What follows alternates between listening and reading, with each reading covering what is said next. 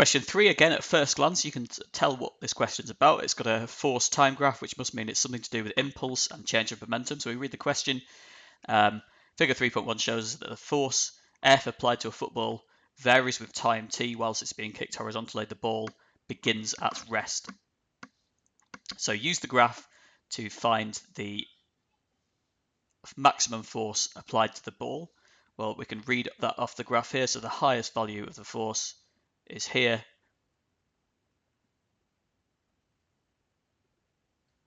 which is 48 newtons.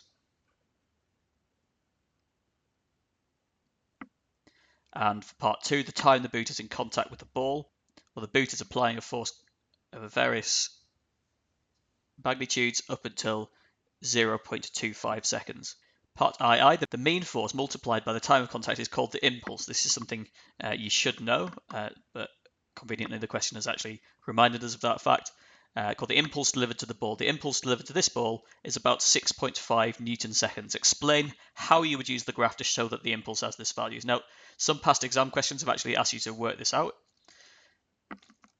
The area under a force time graph is equal to the impulse. Count the squares to work this out. Now, actually, that's a bit of a flippant answer. It would take you ages to count the squares, but it would work. Obviously, if you were having to solve this and work out the impulse yourself, you'd first of all work out the areas you could work out using a variety of rectangles, triangles, and trapeziums, and then count the remaining squares to save yourself some bother. But since nobody's asking us to work it out, we're going to tell them we would just count all the squares. Part B tells us that the mass of the ball is 0.6 kilograms. So we need to use the answers we've got from A to calculate the maximum acceleration of the ball. We know that force equals mass times acceleration. We know the maximum force, because the maximum force is what we worked out earlier to be 48 newtons.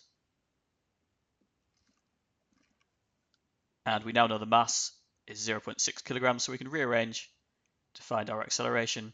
F divided by m is 48 divided by 0.6, which gives us 80 meters per second squared. And for part II, the final speed of the ball. Now this time we need to use impulse I is equal to the change in momentum. This is something you should know. The impulse is equal to the change of momentum. So we can rearrange this. We know that mass is constant, that's not changing, but the velocity is. So we can rearrange this to say the change in velocity is equal to the impulse divided by the mass. We know from the previous question that the impulse is equal to 6.5 Newton seconds, and the mass is equal to 0.6. So this gives us a change in velocity of 10.8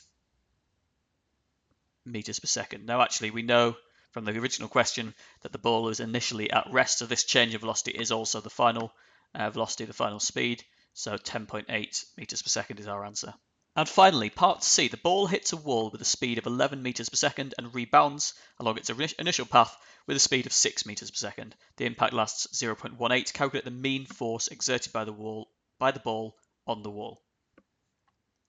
To do this, we need to use Newton's second law, which states that the force is equal to the change in momentum divided by the change in time, the rate of change of momentum. And we know that the mass here is constant, and the change in velocity is v minus u, the final velocity, take away the initial velocity, and we can divide that by the time that the impact takes. So let's have a look at what these v's and u's are. The initial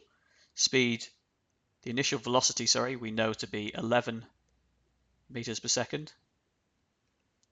The final velocity It tells us it has a speed of 6 meters per second, but it's bouncing back in the opposite direction. So the first ball has come in at 11 meters per second. It's hit the wall and it's bounced back at 6 meters per second. So we need to appreciate that velocity is a vector. So it has a velocity of minus 6 meters per second. So we can plug these numbers in. We know that the mass of the ball is 0.6 multiplied by 11 minus 6. Okay, that is the most common mistake students will make here, is that they'll omit this second minus sign. Effectively, we're adding 11 and 6 there together. Divided by the time, which was 0.18, and it gives us an answer of 56.7 newtons. Thank you for watching this video from Cowen Physics. If you found it useful, please like, subscribe, and visit cowenphysics.com.